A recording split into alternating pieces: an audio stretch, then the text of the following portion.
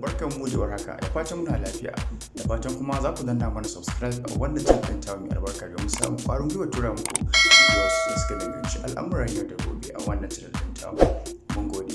Wata babbar kotun shari'a musulunci ta kofar kudu a birnin Kano da ke arewacin Najeriya ta sake hana bayar da belin Sheikh Abdul jabbar Nasiru Kabara. Lauyan Abdul jabbar Nasiru Kabara, Muhammad Mika'il ne ya gabatar da buƙatar gaban shari'a, ma'ana a gaban kotu kenan, ya gabatar da wannan bukata wajen mai shari'a Ibrahim Sarkiyola.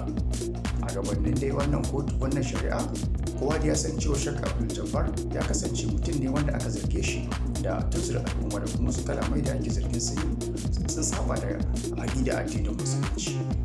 Wannan kara dai mun san cewa gwamnatin jihar Kano ce ita daunoyin karar Abdul jabbar Nasiru Kabara bisa zargin fatanci ga manzon Allah sallallahu alaihi wasallam da tunzura jama'a dai kuma kamar yadda na faɗa a baya. BBC ta shaida wannan labari. Masu mu kuna ganin ya dace a bada beli na Sheikh Abdul jabbar duba da laifin da ake zargin sa da shi. Yawancin mutane suna commenting, ma'ana suna bayyana ra'ayin suna cewa wannan mutum bai yi wa manzon Allah adalci ba, bai yi wa addinin musulunci adalci ba, bai kamata a sake shi ba. Saboda barin irin waɗannan mutane masu irin wannan aƙida a cikin al'umma illa ce ba karama ba, za kuma su iya koya wasu al'ummar wannan aƙidar tasu. Mafi yawancin al'umma kenan, wannan shine ra'ayinsu.